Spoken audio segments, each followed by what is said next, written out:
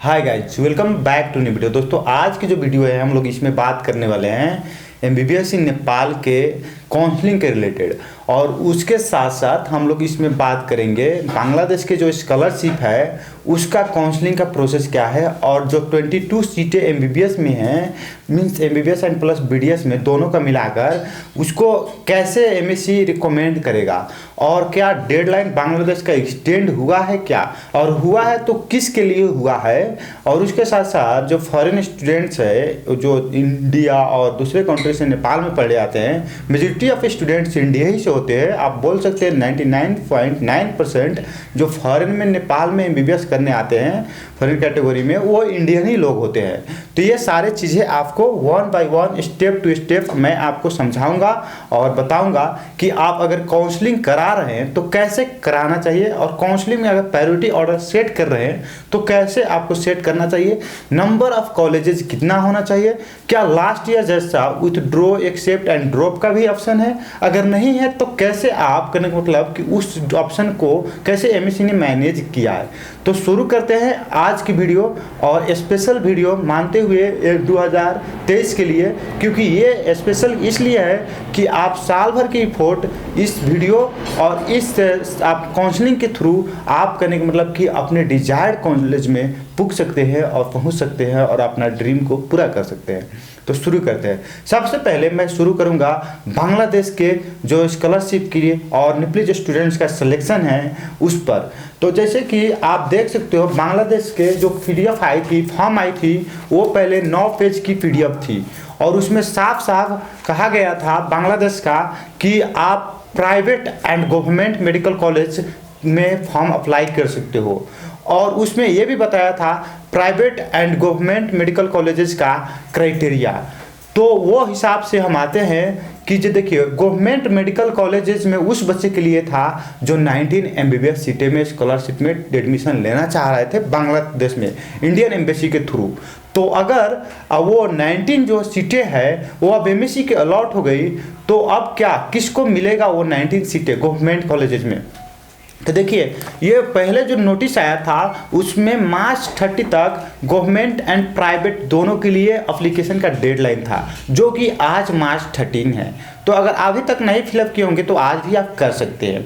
इसके अलावा अब जो आ गया है कहने का मतलब कि एमएससी के पास सीटें आ गई है, तो जो सीटें हैं स्कॉलरशिप की, वो सीटें की डेडलाइन एक्सटेंड किया गया है। जैसे कि आप एक नोटिस आई थी मेडिकल एजुकेशन की तरफ से, उसमें लिखा है कि एक्सटेंशन ऑफ डेडलाइन टिल 13 अप्रैल है, लेकिन आप देख सकते हैं उसमें साफ साफ लिखा है 22 सीट्स मीन्स 22 स्टूडेंट्स के लिए जो मेडिकल एजुकेशन की तरफ से रिकमेंड होंगे, उन्हीं 22 स्टूडेंट्स के लिए है। तो और उनको आप ये प्राइवेट एंड गवर्नमेंट के लिए आप पढ़ सकते हैं। अगर बांग्लादेश की आप पढ़े होंगे तो उसमें ये लिखा है कि आपको जब सिलेक्शन हो जाएगा तो आपको क्या करना था कि प्रोसीड करना था, मीन्स जो भी डॉक्यूमेंट है आपका अटेस्टेड और दूसरा जो एप्लीकेशन फॉर्म है वो लेकर बांग्लादेश के एम्बेसी में जाना था मीन्स सिलेक्शन के बाद। तो उसी तरह से अब स्कॉलरशिप में भी लागू होता है। अगर एमएससी आपको इलेक्शन क्या बोलते हैं स्कॉलरशिप में सेलेक्ट कर लेते हैं और आपको आप एलिजिबल हो स्कॉलरशिप के लिए, तो आप करने का मतलब फाइनली मेडिकल बांग्लादेश एम्बेसी में अपना सारा ऑनलाइन फॉर्म भी फिलअप कर सकते हो, उसमें टाइम भी दिया है और एक्सटेंड भी हो गया स्कॉलरशिप बच्चे के लिए। और कहने का मतलब कि वो लोग अपना 13 to 16 अप्रैल तक वो लोग अपना जाकर वहाँ पर डॉक्यूमेंट सबमिट कर सकते हैं बांग्लादेश एम्बेसी में। ये चीज़ें मेंशन की गई है, तो ये चीज़ें ज़्यादा बड़ा नहीं है, आप पढ़ सकते हैं। ये काउंसलिंग और प्रायोरिटी सेटिंग की जो लिस्ट आई थी उसी में है, और साथ साथ उसके साथ साथ बांग्लादेश का स्कॉलरशिप का और पेइंग का जो पीडीएफ था उसे भी अटैच किया गया है। तो इसमें आपको एक और चीज़ बता दें, बांग्लादेश का जो आप कॉलेज प्रायोरिटी सेट करोगे उसमें बांग्लादेश का भी रख सकते हो। अगर अभी तक आप फॉर्म अप्लाई नहीं किए हो तो भी आपका अगर कॉलेज काउंसलिंग में आपका अलॉट हो जाता है तो उस वक्त आप एप्लीकेशन फॉर्म फिलअप कर और आप फाइनली अप्लाई कर सकते हो बांग्लादेश जाने के लिए। तो ये रहा चीज़ें। और लेकिन इसमें मैं क्या कहूँगा कि आप पासपोर्ट बनवा लें और पासपोर्ट बनवा कर रखें, और ताकि बांग्लादेश को अगर आपकी सिलेक्शन होता है, अगर आप फ्रेशर हो तो फाइनली आप बांग्लादेश के लिए अप्लाई कर पाए। लेकिन ये रहा बांग्लादेश के लिए। बांग्लादेश के लिए मैंने मेरे तरफ से जो एक शॉर्ट वीडियो में क्लियरिफिकेशन दे सकता था वो मैंने क्लियरिफाई की। और एक पॉइंट और बोल दूंगा बांग्लादेश के लिए, अगर आप फ्रेशर हो या 1 ईयर ड्रॉपर हो और बांग्लादेश के लिए आप एलिजिबल हो, तो अभी तक आप पासपोर्ट नहीं बनाए हो तब पासपोर्ट बना ले, और सी में आपका अच्छा खासा रैंक आया है तो अगर आप पासपोर्ट बना कर रखते हो और एमएससी की तरफ से आपको बांग्लादेश में सिलेक्शन हो जाता है स्कॉलरशिप में, तो फाइनली आप करने का मतलब कि अप्लाई कर दो। लेकिन एक टर्म्स एंड कंडीशन है जो बांग्लादेश ने पहले एनेक्स-सी में निकाली थी कि क्राइटेरिया, वो क्राइटेरिया होना चाहिए। अगर वो क्राइटेरिया आप मीट नहीं करते हो तो वो बांग्लादेश का स्कॉलरशिप एमएससी आपको नहीं देगा, क्योंकि वो साफ साफ लिखा है जो बांग्लादेश एम्बेसी की तरफ से क्राइटेरिया आई है एनेक्स-सी में, वो क्राइटेरिया होना चाहिए। उस क्राइटेरिया में क्या लिखा है, सिर्फ जीपीए का अल्टर है। अगर प्राइवेट में पढ़ने के लिए मिनिमम जीपीए 7 होना चाहिए था, तो गवर्नमेंट में पढ़ने के लिए मिनिमम जीपीए 8 होना चाहिए था। तो अगर 8 जीपीए है एज पर एनेक्स-सी, तो आप कहने का मतलब कि बांग्लादेश का फॉर्म अप्लाई करने के लिए पासपोर्ट बना कर रखे। अगर 1 ईयर और फ्रेशर हो और सी में आपका रैंक अच्छा है, अगर एमएससी की तरफ से सिलेक्शन हो जाता है आपको, तो आप फाइनली अप्लाई कर देंगे और बांग्लादेश में स्कॉलरशिप में पढ़ने जा सकते हैं, जिसके मार्फत आपका लाखों का बचत हो जाएगा और आप एक one of the scholarship student घोषित हो जाओगे। तो उसके बाद चलते हैं नेक्स्ट, हम लोग ये अब नेक्स्ट में चलते हैं नेपाल का जो काउंसलिंग है और प्रायोरिटी सेटिंग है उसको कैसे है। तो देखिए फर्स्ट ही पीडीएफ में बांग्लादेश के बारे में जिक्र किया गया है और बांग्लादेश के स्कॉलरशिप के बारे में जिक्र किया गया है।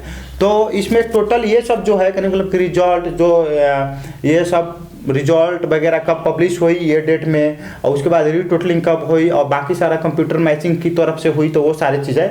और इसमें लिखा गया है कोई भी स्टूडेंट अगर नेपाल बांग्लादेश स्कॉलरशिप पेइंग, बांग्लादेश के पेइंग के लिए नहीं, नेपाल में स्कॉलरशिप, बांग्लादेश में स्कॉलरशिप, नेपाल में पेइंग, ये 3 क्राइटेरिया में से किसी भी क्राइटेरिया में स्टूडेंट्स अगर एडमिशन लेना चाह रहा है तो उसको प्रायोरिटी ऑर्डर सेव करना जरूरी है, प्रायोरिटी ऑर्डर सेट करना जरूरी है। अगर वो प्रायोरिटी ऑर्डर सेट करता है तभी जाकर उसके प्रायोरिटी ऑर्डर की बेस पर उसको कॉलेज अलॉट होगा।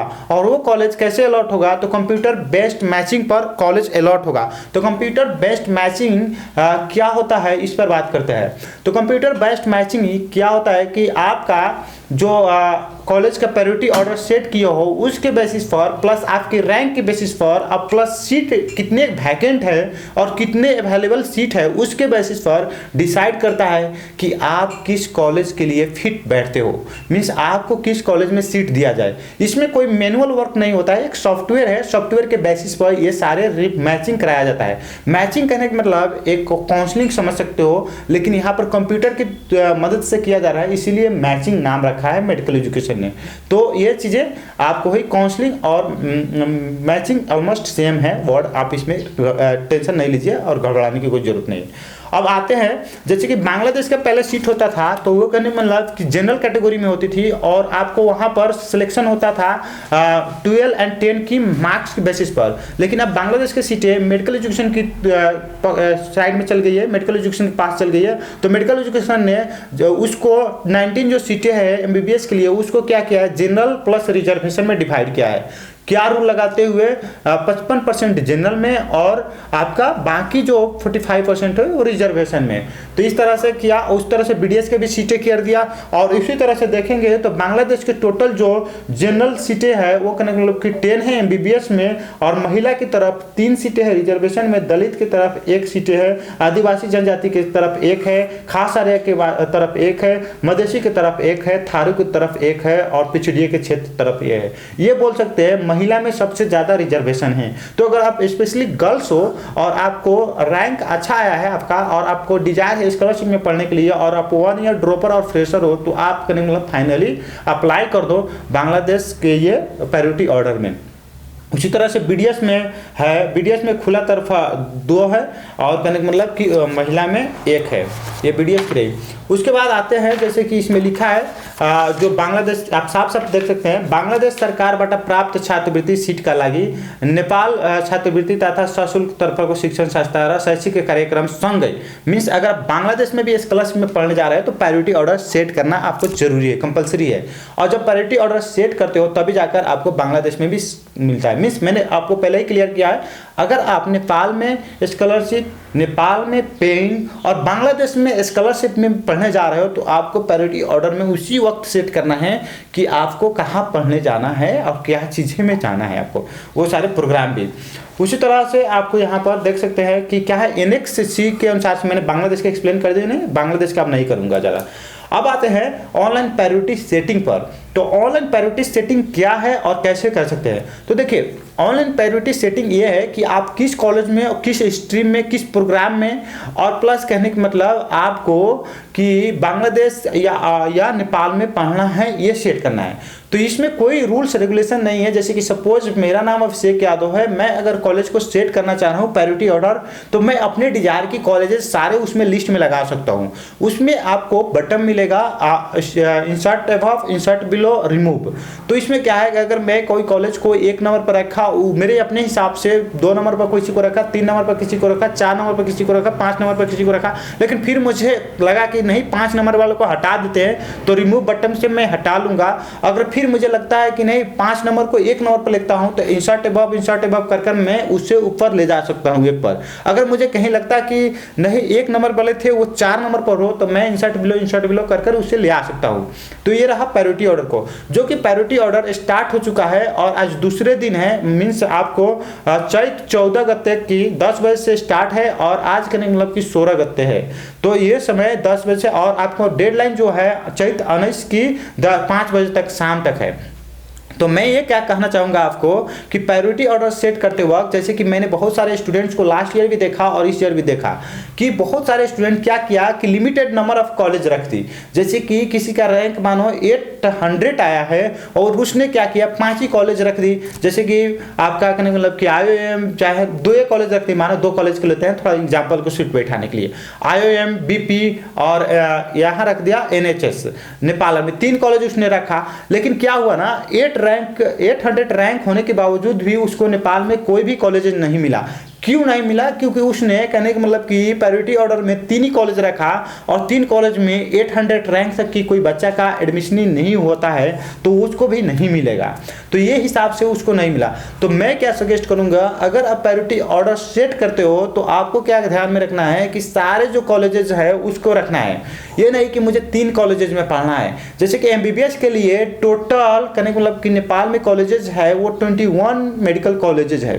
तो इसमें क्या करना है आपको 1 से, जैसे कि मेरा अगर मानो मैं कोई होटल में जाता हूँ और मुझे डिश कुछ ब्रेकफास्ट करना है और मैंने माइंड सेट करके गया है कि मैं मोमो खाऊंगा, लेकिन ऐसा तो नहीं ना होता है कि अगर उस होटल में गए और मोमो नहीं है तो मैं हो सकता है मैं दूसरा चीज़ भी ऑफर करूं।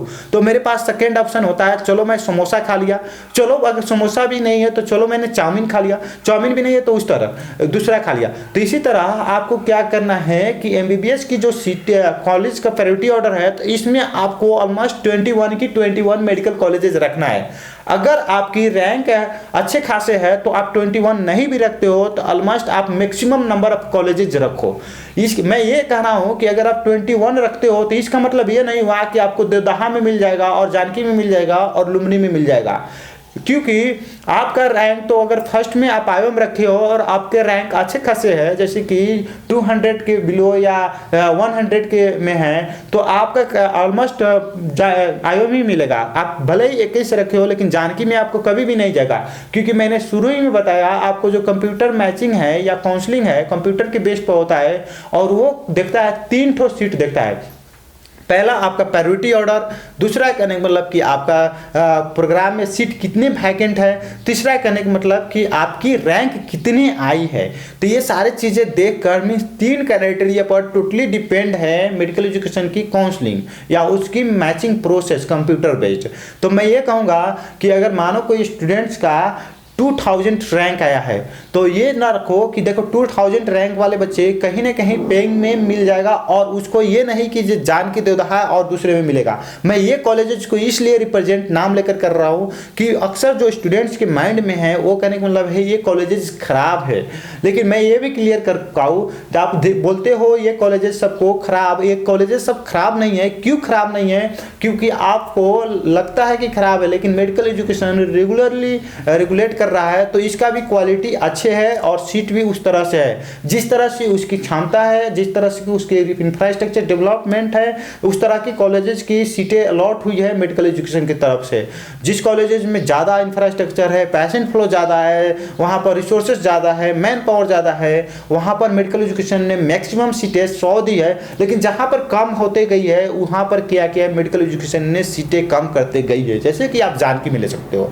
उसके बाद आगे बढ़ते हैं, जैसे कि इसमें क्या करूँगा, अगर कोई बच्चे की 2000 रैंक है तो उनको देखो ऑलमोस्ट मीडियम रेंज की कॉलेजेस तो जरूर मिलेगा नेपाल में पढ़ने के लिए, लेकिन मैं ये जरूर सजेस्ट करूँगा कि वो भी अपना कॉलेज की प्रायोरिटी ऑर्डर सेट करे, तो वो कहने का मतलब कि हाई रैंकिंग कॉलेज से एक नंबर में रखते हुए लो रैंकिंग की कॉलेज वो जरूर रखे लास्ट में, मीन्स 21 की 21 रखे, ताकि उनके पास एक मैक्सिमम नंबर ऑफ ऑप्शन हो, अपॉर्चुनिटी हो और कॉलेज इनरोल होने के लिए। अगर वो ही और सी इज डेडिकेटेड है कि आज मैं पेइंग में पढ़ूंगा, इस साल मैं पेइंग में पढ़ूंगा, कैसे भी पढ़ूंगा तो पढ़ूंगा, तो मैं उन बच्चों को सजेस्ट करूंगा कि आप मैक्सिमम नंबर ऑफ कॉलेज रखें। सपोज अगर मैं कैंडिडेट होता और मेरा कहने का मतलब कि MBBS में इस साल एडमिशन लेने की मन होता, स्कॉलरशिप या पेइंग या जो भी है उसमें, तो मैं क्या करता, ये तीनों को कंबाइन करके करता हूँ। अगर मैं फ्रेशर भी हूँ उसमें भी ले लेता हूँ, या 1 ईयर ड्रॉपर भी हूँ,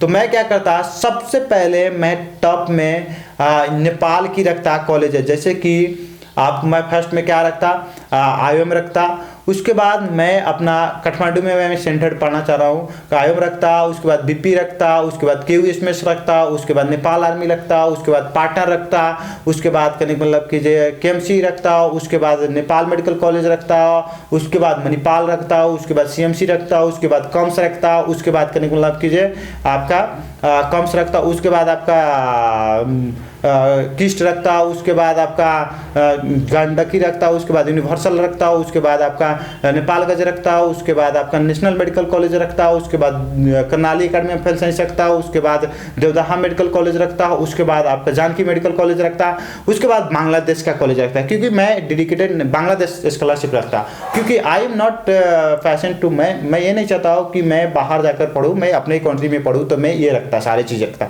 मीन्स मैं 22 का 22 ऑप्शन लगा देता, और जैसे जैसे जैसे कि मुझे फर्स्ट में IOM पढ़ना है तो IOM को रखता, सेकेंड में मुझे BP पढ़ना है BP में रखता, थर्ड में मुझे है KUSMS पढ़ना है KUSMS को रखता, फोर्थ में कहने का मतलब कि मुझे नेपाल आर्मी पढ़ना है नेपाल को रखता, नेपाल आर्मी को रखता, फिफ्थ में मुझे पाटन पढ़ना है पाटन को। जिस तरह से मुझे चलो ये पहले ये चॉइस है, सेकेंड ये चॉइस है, दूसरा ये चॉइस है, तीसरा वो चॉइस, सारे को लगा देता।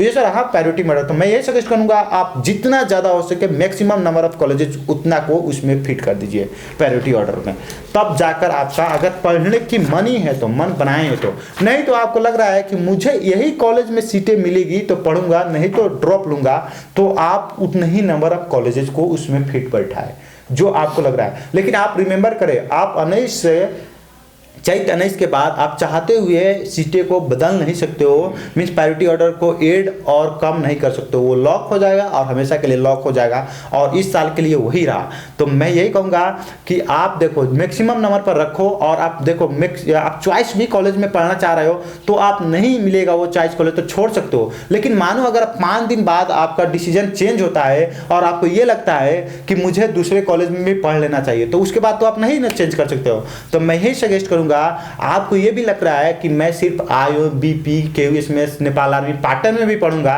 तो आप मैक्सिमम नंबर ऑफ कॉलेजेस को रखो। क्यों रखो? क्योंकि अगर बाद में आपको तो नहीं ना मिलेगा चेंज करने के लिए, अभी तो आप चेंज कर सकते हो, आप तो कर सकते हो, बाद में चेंजेस कर सकते हो। एक वीडियो में सारी चीज़ें इंफॉर्मेशन नहीं आ सकता है, तो मैं फिर नेक्स्ट वीडियो बनाऊंगा, लेकिन सारी चीज़ें डिटेल में एक्सप्लेन करूंगा। उसके बाद आते हैं, चलो इसमें मैचिंग की हुई, मैचिंग के करने का मतलब कि ये मैचिंग मैंने कैसे कर सकते हो वो भी बता दी। अब क्या है, जैसे कि इसमें क्या है, अब आते हैं कि बांग्लादेश का स्कॉलरशिप एक और मेजर इंपॉर्टेंट इसमें बताते हैं मैचिंग में ये कहना है, हर एक पॉइंट में आप देखोगे, हर एक पॉइंट में देखोगे तो इसमें लिखा है कि अगर आपको मानो बांग्लादेश में स्कॉलरशिप मिल जाता है तो आपको सारे लिस्ट में से नाम हट जाएगा, अगर आपको नेपाल में स्कॉलरशिप मिल जाता है तो सारे लिस्ट में से नाम हट जाएगा। ये भी सुना होगा कि अगर आप पेइंग में एडमिशन ले लेते हो तो सारे लिस्ट में से नाम हट जाएगा। इसके बाद आप ये भी है कि अगर आपको किसी प्रोग्राम में एडमिशन ले लेते हो तो वो सारे प्रोग्राम में से नाम हट जाएगा। तो देखो इसका मतलब ये तो बिल्कुल सही है ना, अगर आप किसी में ले लिए हो तो बाकी में नाम रख कर क्या होगा, बाकी में आपका नाम रिपीट होते रहेगा तो बाकी दूसरे बच्चे को दिक्कत होगा। आप तो एक में किसी में ले लिए हो तो वो मैंने कहने का मतलब ये है कि आप जिसमें भी पढ़ना है उसमें रखो, बाकी सब में भी रखो, लेकिन अगर किसी में आ जाएगा तो हट जाएगा तो क्या हो गई, हट गई तो हट गई, ये हो गई। उस तरह से क्या है, आपको अगर प्रायोरिटी ऑर्डर सेट कर ले तो कॉन्फ़िगरेशन पेज डाउनलोड कर लो।